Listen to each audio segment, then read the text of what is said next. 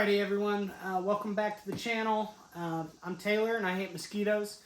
This is day 2 of working on the 1973 Honda CB504, 4 being 4 cylinders.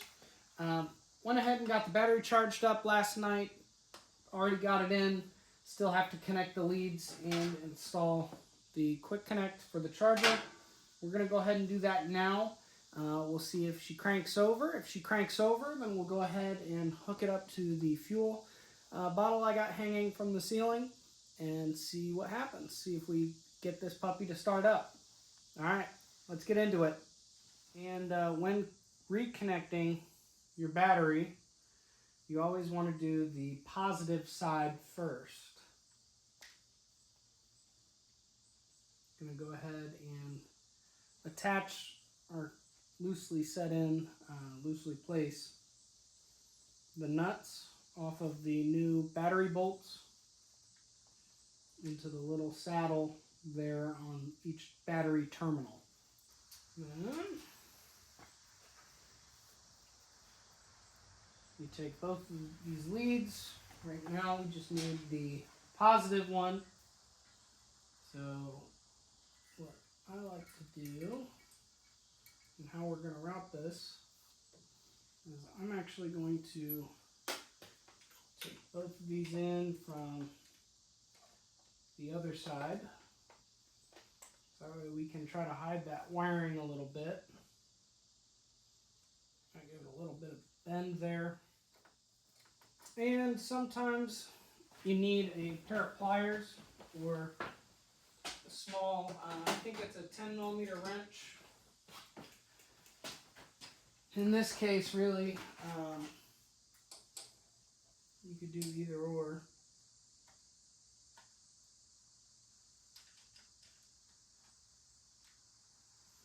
But essentially what you're wanting to do is basically create a barrier, just some way that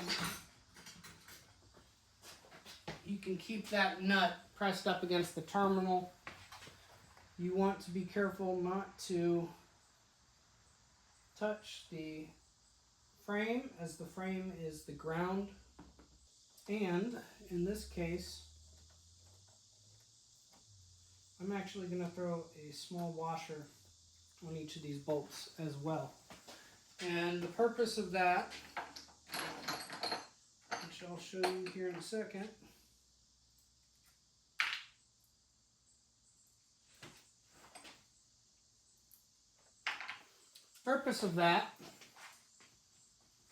is so the actual bolt does not slide through these larger battery terminals. Hopefully I can do it without blocking or dropping the bolt through. And really once you get it started, that's the biggest thing here.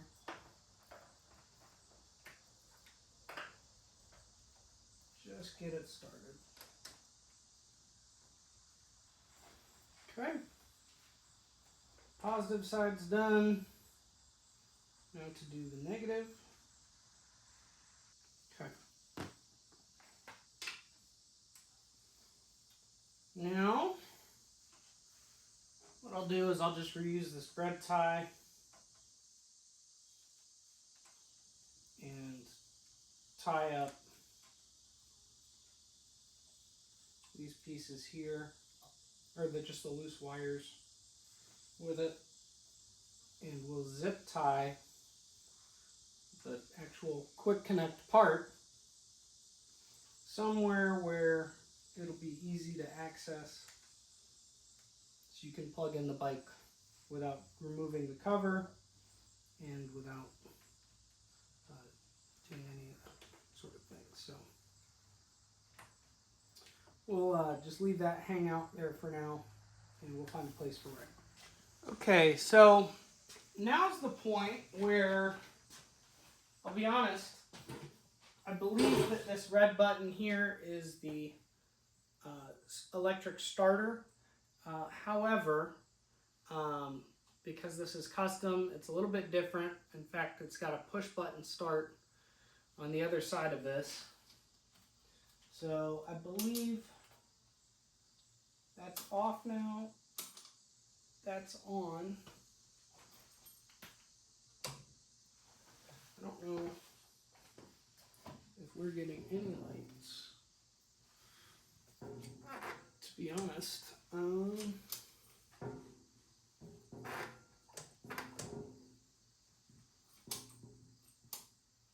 Okay, we are getting a light at the neutral. So that's probably the parking light. This is neutral. First click, let's see if she cranks. Nope, that's, I'm guessing, a kill switch. Let's try this. All right, that's good. Move on to fuel. Because clearly we've got cranking. More than likely we have spark.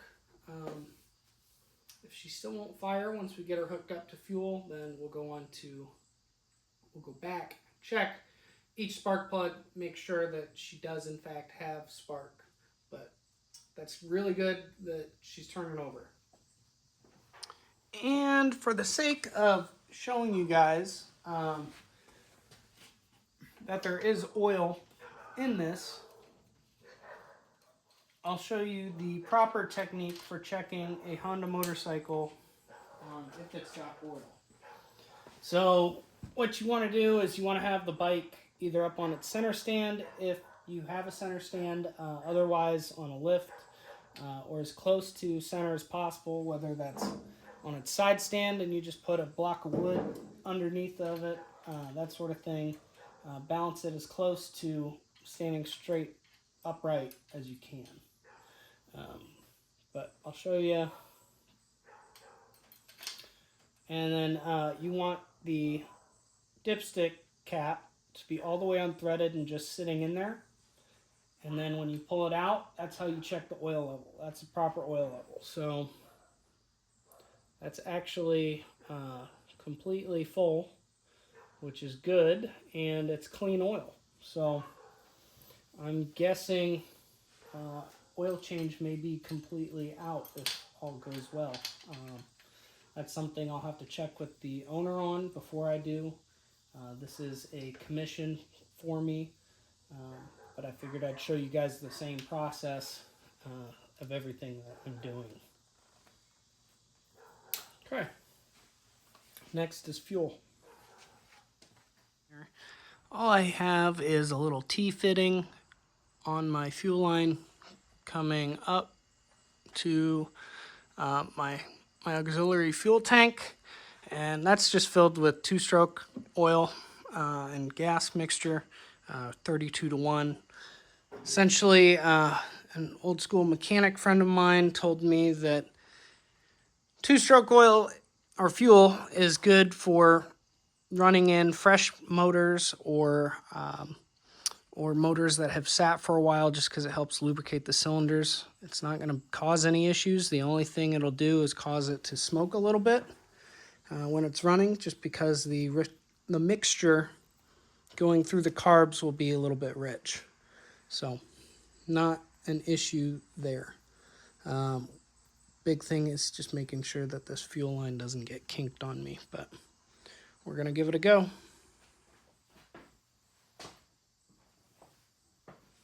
We've got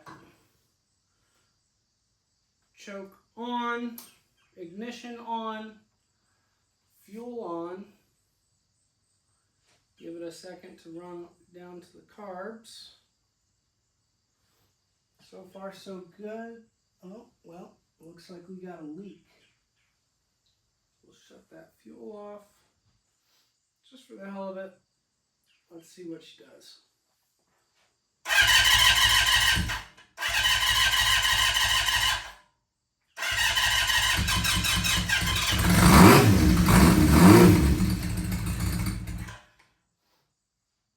Right, she fired.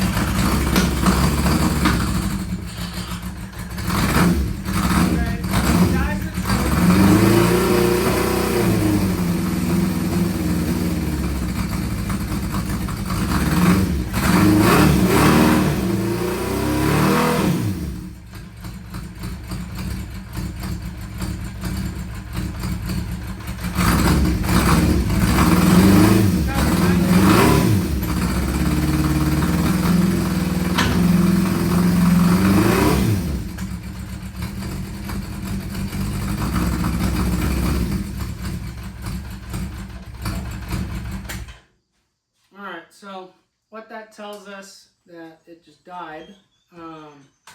Essentially what's going on here is that the idle screws, or idle jets, inside the carbs are probably blocked, at least on a couple of them, and that's causing it to not idle, because it runs just fine when you give it throttle. So I'm going to bet that once I take these carbs off, that the jets are completely clogged, at least for the idle circuit of the carbs.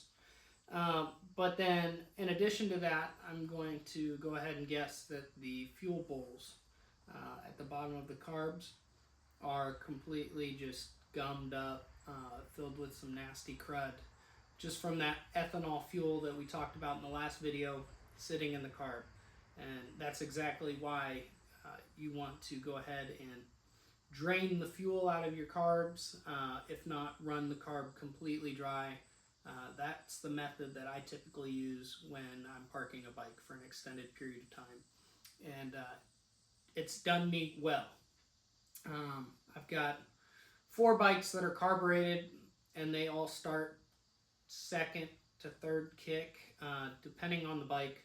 Some of them, like my teal Kawasaki, that starts first kick when you turn the fuel on with fresh fuel. So highly recommend that you do that. But I'm going to go ahead and let the engine cool down a little bit, and then we'll go ahead and start pulling the carbs off, or at least getting access to those idle screws if we can, without completely pulling the carb assembly off. So we'll get to it. So next plan of action is to go ahead and remove the pod filters and pay attention to which one goes where, because it's going to be easier to reassemble then at that point when that time comes, and then work on pulling the carbs. So let's get at it. Alrighty, pod filters are off. Next thing to do is to go ahead and loosen the intake boot clamps at the carb. Hopefully that allows me to remove the whole carb assembly there.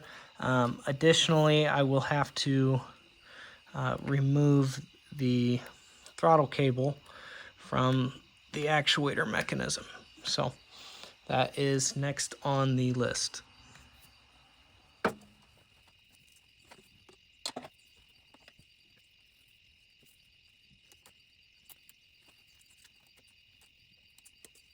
Okay, that's removed. Okay. So the next thing to do, now that we've got the, move the camera in close again.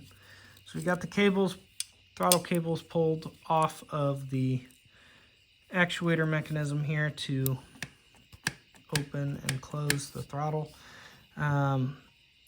Next thing to do would be to loosen these 2 lock nuts, and that just allows us to pull the throttle cable up and out, and then from there we should be able to loosen these clamp bolts on the intake boots and then pull the whole carb assembly.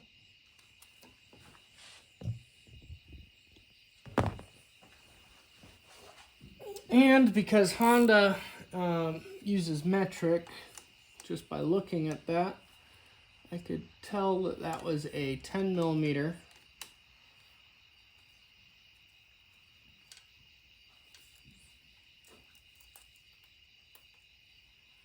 And I was right. You work on these old Hondas enough, you're able to tell pretty quickly what size nut something is.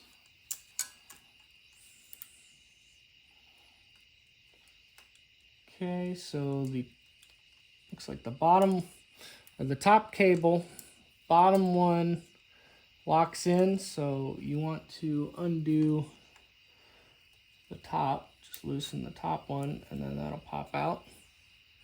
So whoever was in here before me, they marked the top throttle cable with the blue tape. So that'll help us remember how it goes back together. Next up, intake boots. There's one. And you don't want to completely undo it, although you can, but just loose enough that you should be able to go ahead and pull it.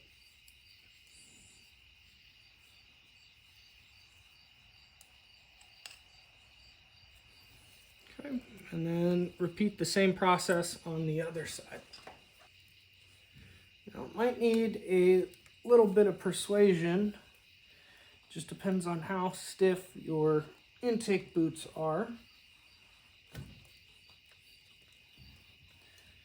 But you should be able to wrestle it. Oh, and before I forget, because I almost did, go ahead and disconnect your fuel lines as well. And then go ahead and pull the carbs.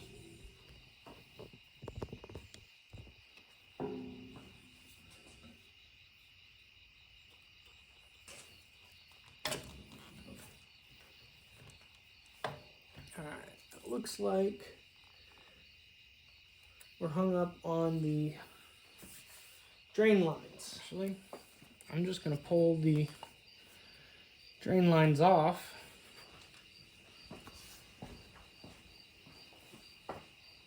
And then pull the carb.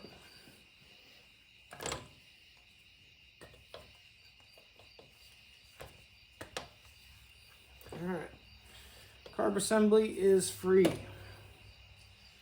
Hoping that you can hear me over the sound of the crickets outside. But what we're going to look at here is the carbs, or the carb assembly. And still got gas leaking out of the carb assembly. So I'm just going to dump that on these rags. But what we're going to start with is just removing the float bowls. So we're going to start with this one, which I believe is cylinder number 4. It's all the way to the right.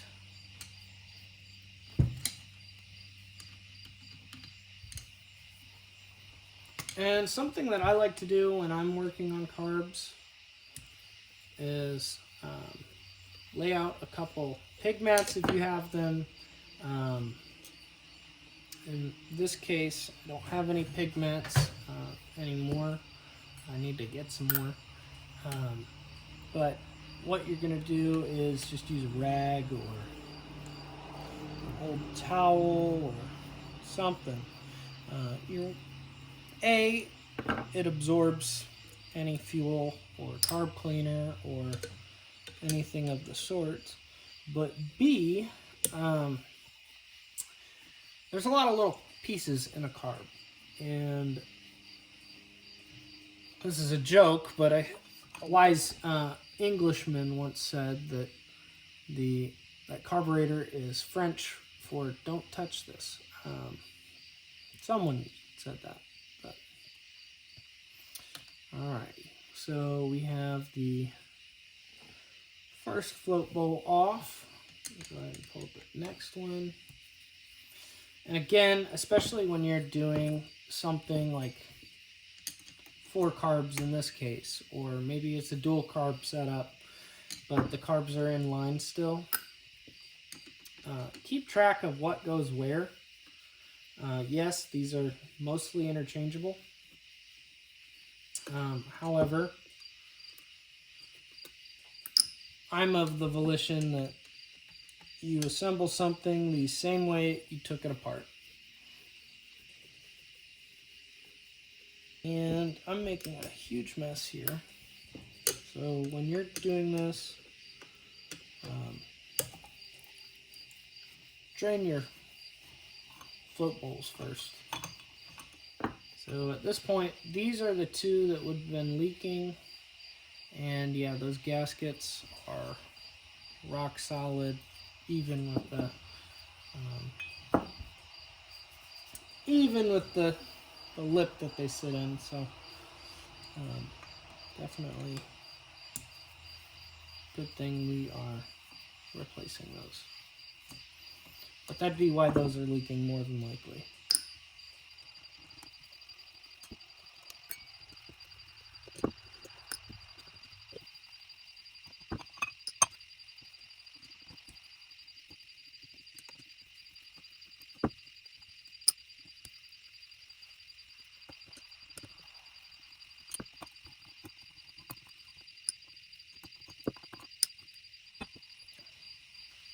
Now, before I continue, the next thing I'm going to do is go ahead and swap out these rags that are completely soaked with fresh ones. I'm going to do my best here to do this one-handed and show you guys what I'm looking at, but from left to right, the fuel bowls are all arranged the same way. And first one definitely got some crud. Gasket's old, hard. Still got a little bit of softness to it, but it's flat. Not really doing a whole lot. Although that one is still holding on, and so is this one. So I'm surprised this gasket was still holding on. But it was. A little bit of gunk in there. Not terrible.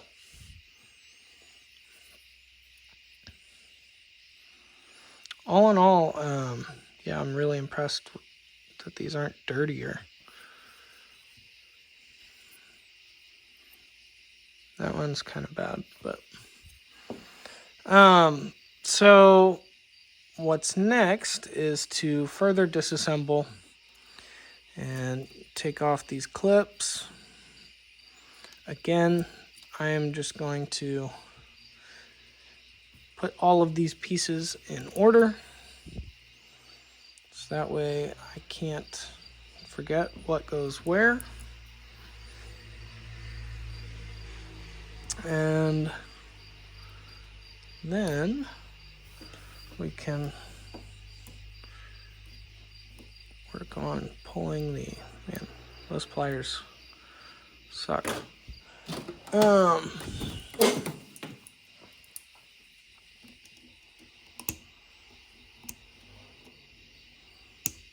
Maybe I need to go buy a new set of pliers.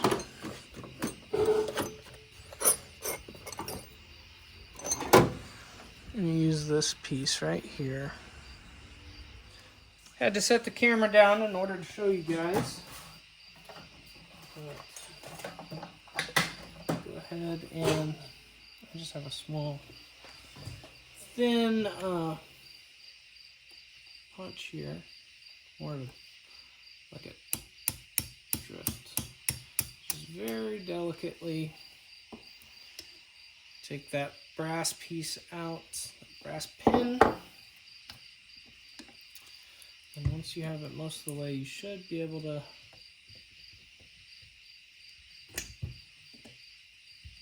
get it to come out by wiggling it. So,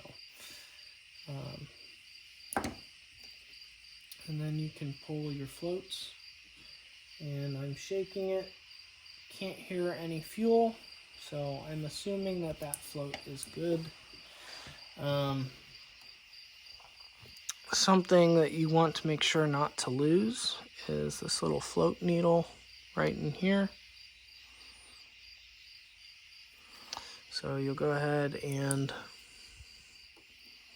pull that out. Don't lose that. Okay. Do that 3 more times and then we'll resume. Went ahead and got all the floats out, all of the float needles out. Now it's time to remove all of the jets and as well as the float valve seats as well. So I'm going to go ahead and pull those.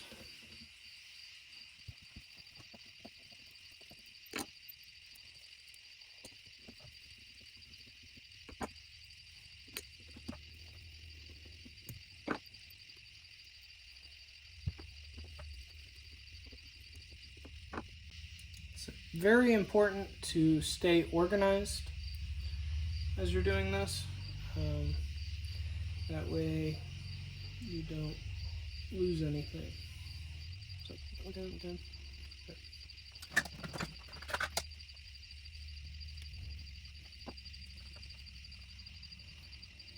That's the emulsion tube.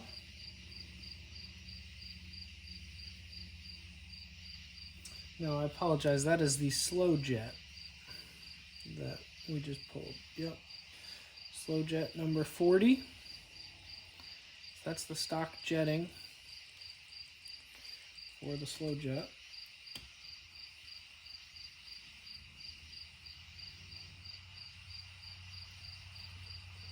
And so far they're all the same, which is good. Because you want all 4 carbs to work in sync.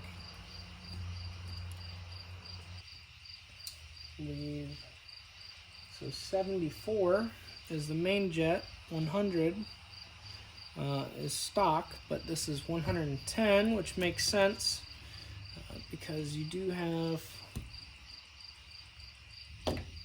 a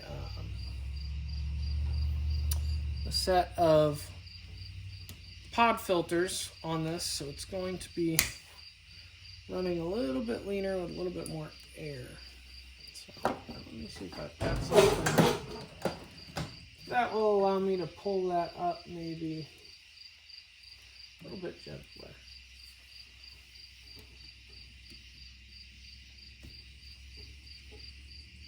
I'm just using a pair of snap ring pliers now. Kind of fit into that groove a little bit.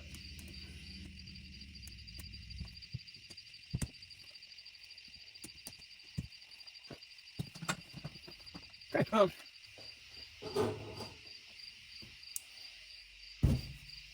And pull the float seats out.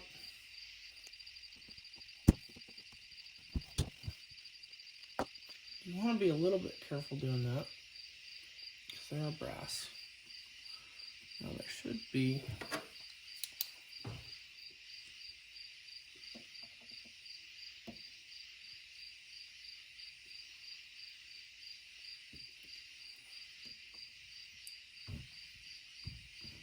make sure they're loose first.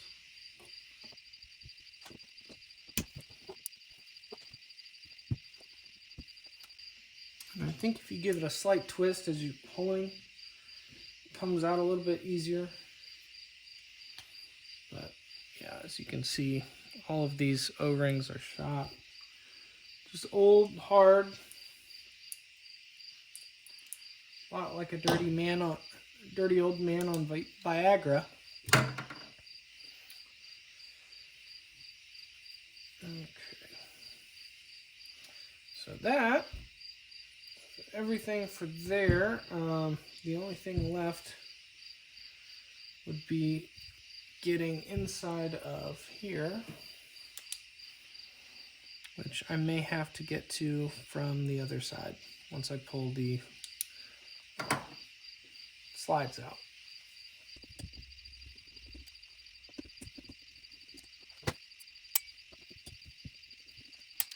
Make sure to disassemble your carbs before ordering a carb kit, just to make sure that A, you're getting the right parts, but B, that you are also not ordering something that you do not need, which is especially important for me right now, mainly just because I don't want to charge the customer for anything he doesn't need.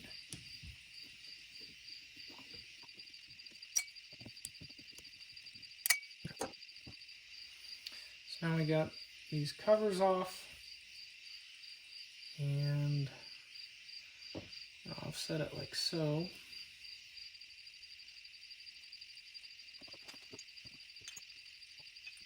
Okay.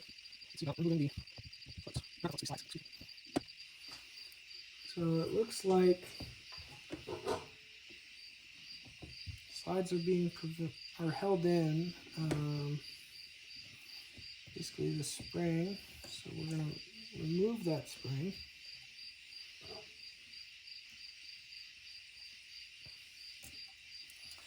at least enough that we can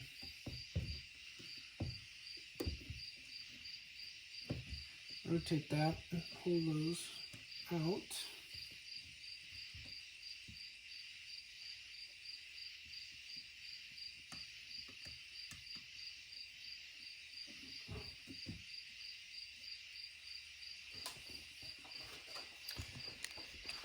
And let's see.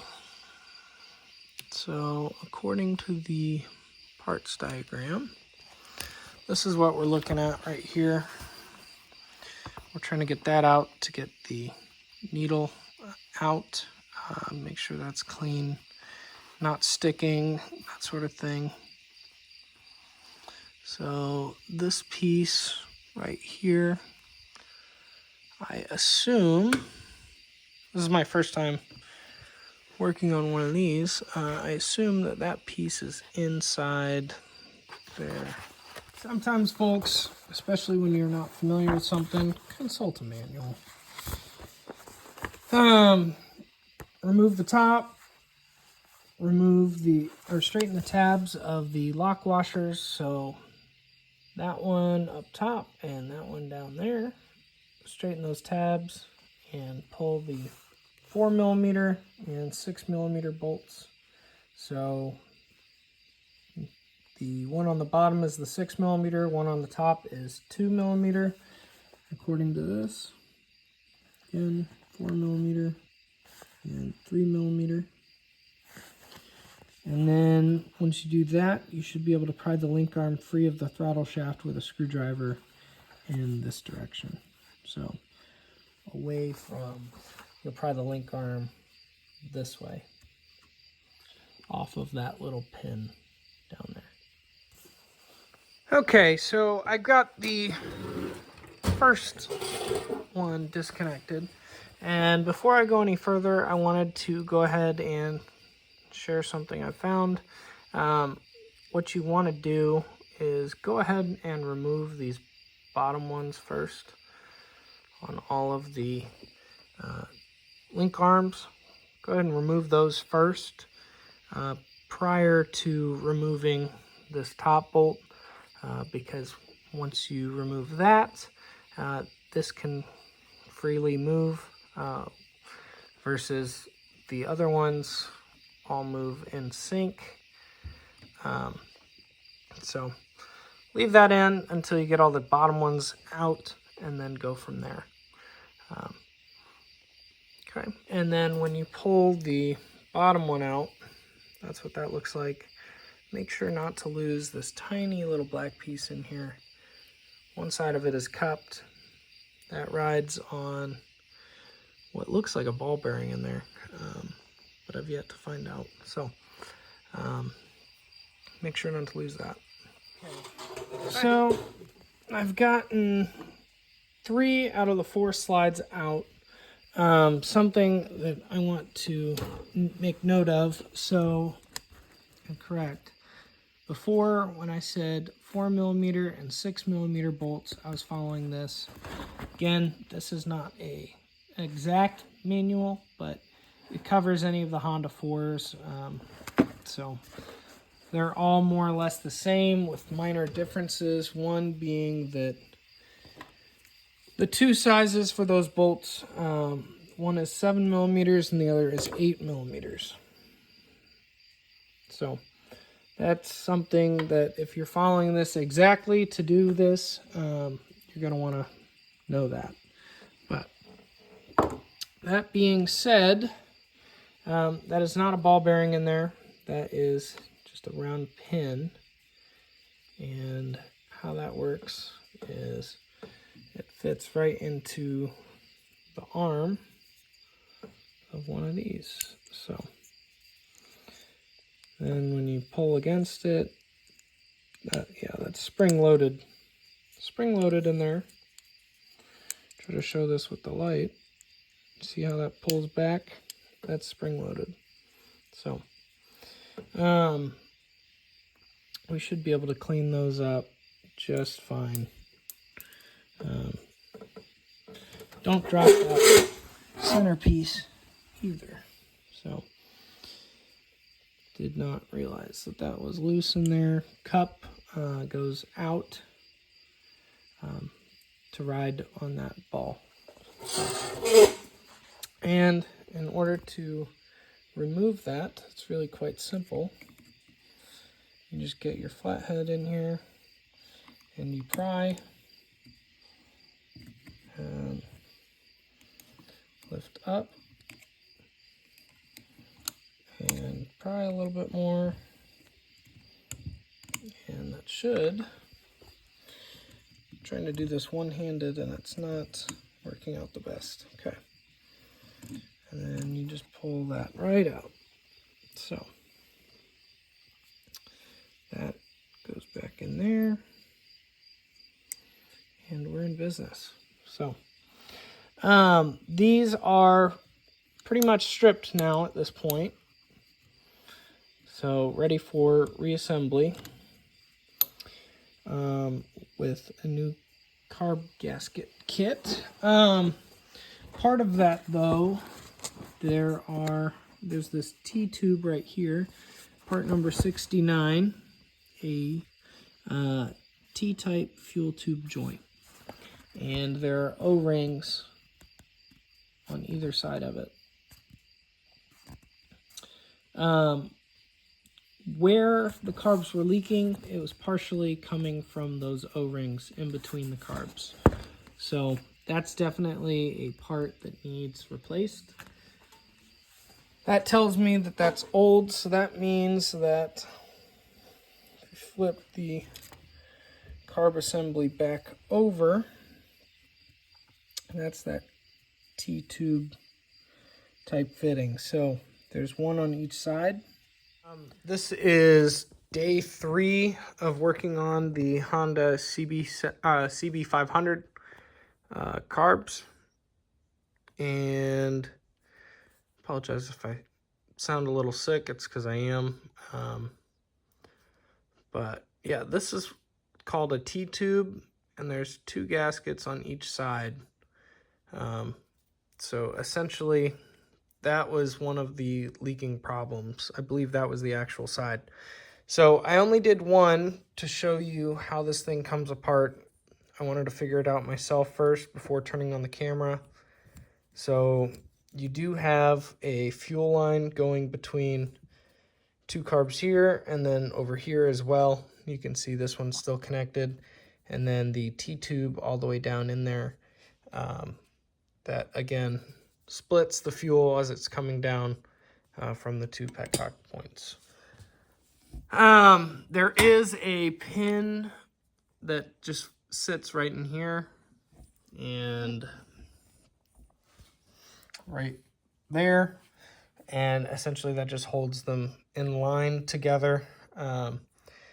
Now I do have a carb gasket kit coming for each of these carbs, so that will be addressed. Everything will be cleaned up and ready once those come in.